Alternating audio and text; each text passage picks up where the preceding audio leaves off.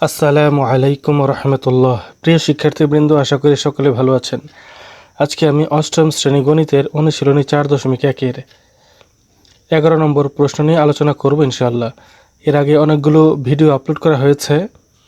সেই ভিডিওগুলো দেখতে চাইলে ডেসক্রিপশন বক্সের মধ্যে প্লেলিস্টের লিঙ্ক দেওয়া আছে, সেখান থেকে দেখে আসতে পারেন। প্রশ্নটি হচ্ছে x + y = 12 এবং x y = 27 হলে x - y হোল স্কয়ার ও x² + y² এর মান নির্ণয় করো।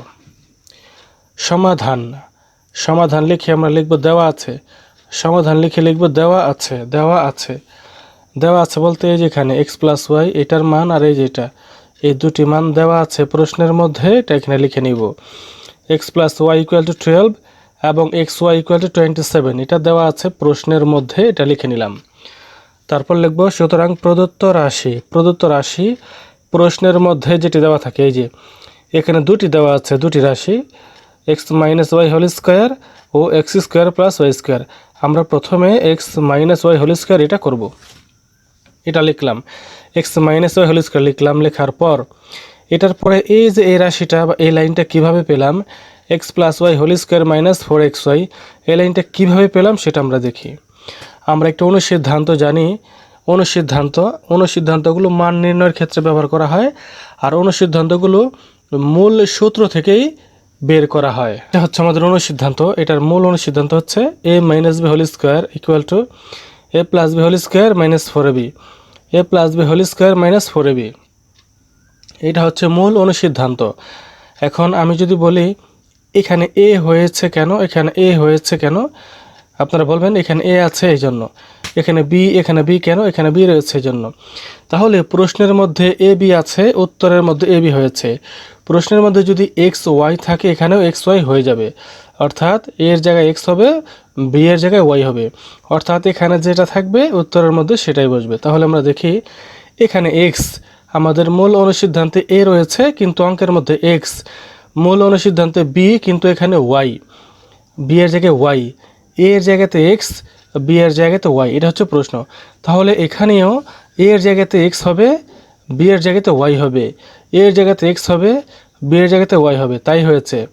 এটা হচ্ছে আমাদের প্রশ্নটির উত্তর, আর এটি হচ্ছে এই অনুসিদ্ধান্ত অনুসারে এখানে সাজানো হয়েছে। এতটুকু আশা করি বুঝতে পেরেছেন। তারপর আবার বলছি a - b, এখানে রয়েছে x - y, a + b whole square - 4b, এখানে হবে x + y whole square - 4xy, অর্থাৎ a ও b এর জায়গাতে শুধু x y বসিয়ে দেব, a এর জায়গাতে x বসাবো, b এর জায়গাতে y বসাবো, তাহলে এই অনুসিদ্ধান্ত অনুযায়ী এটা হয়ে যাবে। এখন আমরা দেখব এই যে এই লাইনটা কিভাবে হলো। যে এটা এখানে মান দেওয়া আছে x + y = 12, x + y এটা সমান কত দেওয়া আছে, 12 মানে 12 দেওয়া আছে। এখানে লিখব x + y, এটার বদলে লিখলাম 12 লিখলাম, আর বাইরের স্কয়ার দিয়ে দিলাম। x + y = 12 লিখলাম, বাইরের স্কয়ার দিয়ে দিলাম, মাইনাসের মাইনাস। 4xy গুণ অবস্থা রয়েছে, 4 লিখে নিলাম। xy = 27, এখানে xy এর মান 27 দিলাম, এখানে গুণ চিহ্ন দিয়ে দিলাম। 4 এর সাথে xy গুণ অবস্থায় ছিল, তো পাশাপাশি ছিল মানে গুণ, এই জন্য 4 লিখে 27 গুণ দিলাম। 27 হচ্ছে xy এর মান, এই লিখে নিলাম মান বসিয়ে। এবার 12 স্কয়ার মানে হচ্ছে 12 গুণ 12, অর্থাৎ মানে 12কে 2 বার গুণ, 2 বার 12 গুণ দিলে কী হয়, 144 হয়, 144 হয়। মাইনাস আর 4 দিয়ে 27 গুণ দিলে হয় 108। এখন 144 থেকে 108 বিয়োগ দিলে হয় 36, মানে 36। প্রদত্ত রাশি এটার মান কি পেলাম, 36। এতক্ষণ আমরা এই যে x - y হোল স্কয়ার এতটুকুর কাজ আমরা করলাম। এখন আমরা এই পরের অংশটুকুর এই যে এটার কাজ আমরা করব। এই 36 এটা একটা অ্যান্সার। এখন এই যে একটি রয়েছে x² + y², এটার কাজ এখন করব। এখন লিখব এবং প্রদত্ত রাশি, আমার যেহেতু আগের পেজে জায়গা হয়নি, আমি পরের পেজে চলে আসছি। এখন লিখব এবং প্রদত্ত রাশি লিখে এই যে এই অংশটা লিখে নেব, x² + y² লিখলাম। লেখার পর এটা থেকে এটা কিভাবে হলো সেটা দেখব।